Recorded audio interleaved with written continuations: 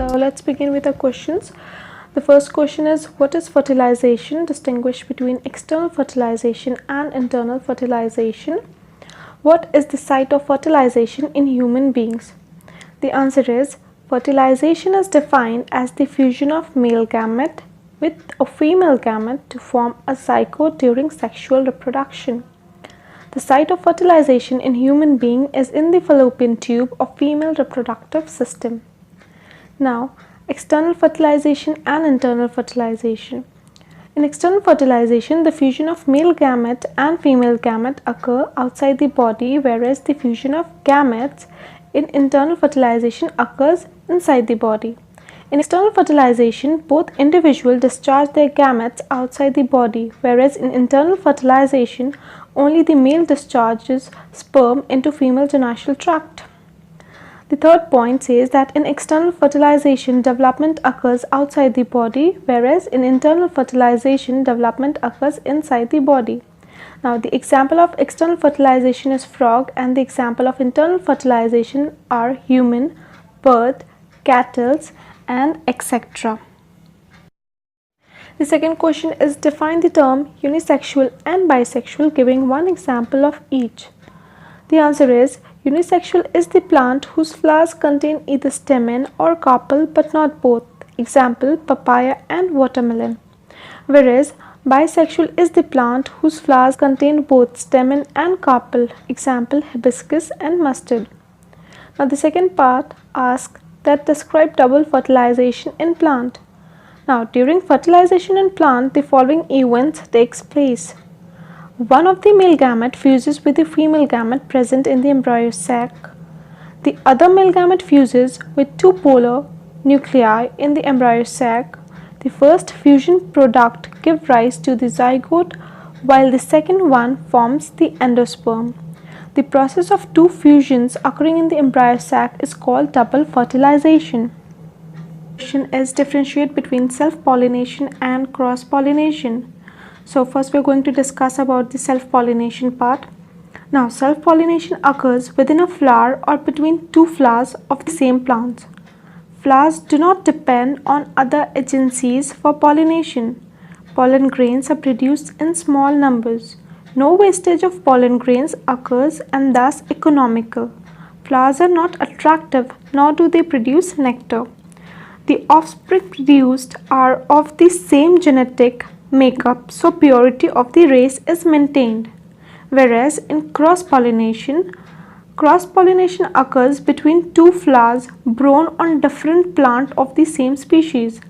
Agents such as insects, water and wind are required for pollination. Pollen grains are produced in large numbers. Wastage of pollen grains occur and hence not economical. Flowers attract insects by various means like colored petals, scent and nectar. The offspring produced may show variation and differ in genetic makeup. The question says that illustrate the following with the help of a suitable diagram. The first one is regeneration in Planaria, whereas the second one is budding in Hydra. Now regeneration in Planaria is quite simple diagram and it is easy to remember. But when it comes to budding in Hydra, you can see that there are certain names written there, that parent Hydra, bud, new Hydra, tentacles, new Hydra separates.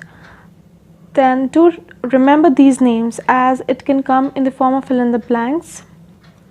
So it's better if you copy it down from here and do learn it. Fifth question. The first part is, in the human body, what is the role of seminal vesicle and prostate gland? The answer is, the role of seminal vesicle and the prostate gland are as follows.